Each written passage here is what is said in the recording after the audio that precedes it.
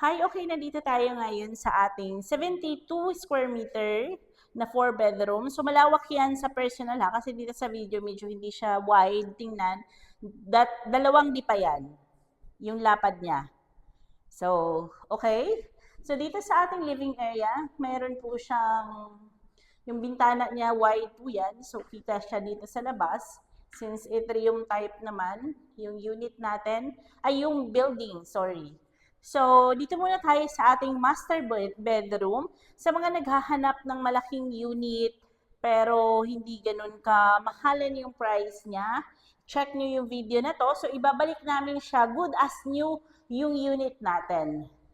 So, dito kasya siya yung king size natin na kama.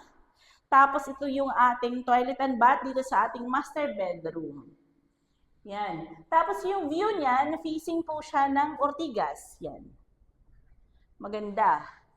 So, kasya yung king size dito sa ating master bedroom.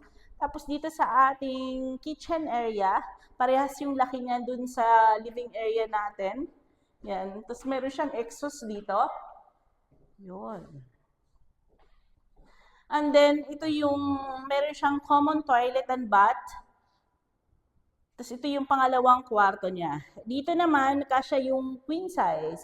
Pwede naman king size, pero ma-occupied na niya yung space.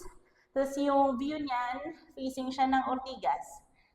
Again, ibabalik natin to sa good as new yung property natin. So may bintana din siya dito sa kitchen. Dito tayo sa ating third bedroom. Yan. Dito naman, ang maganda sa kanya, dalawa yung bintana niyan.